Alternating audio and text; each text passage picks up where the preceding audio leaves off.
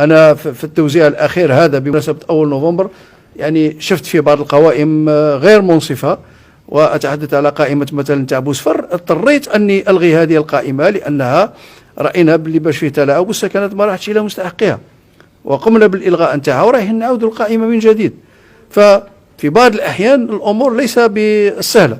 شوف مثلا في بلدية بطيوة مؤخرا كنت في زيارة تما، أحد المواطنين يعني كان يتحدث بصوت عالي وكان يضغط على السلطات بما فيهم يعني السيد رئيس الدائرة والسيد رئيس البلدية، واستغل فرصة تواجدي تما وحاول أنه يفهمني باللي باش هو إنسان محقور ومظلوم وكذا، ولكن كنت تحريات أثبتت على هذا الإنسان هذا إنسان متحايل لا يستحق سكن اجتماعي، فهو يقيم في ظروف في سكن وين ظروفه ممتازة، يعني نقدر نقول لك ممتازة جدا. وأراد يعني الوقاحة وصلت به أنه يقول الرئيس البلدية أني محتاج هذا السكن هذا حتى نحل المشاكل المالية، نبيعه ونحل المشاكل المالية نتاعي. فاحنا ماناش في توزيع تاع أرباح ولا توزيع، احنا نحن في توزيع سكنات اجتماعية على أولئك الذين يعيش في ظروف يعني صعبة.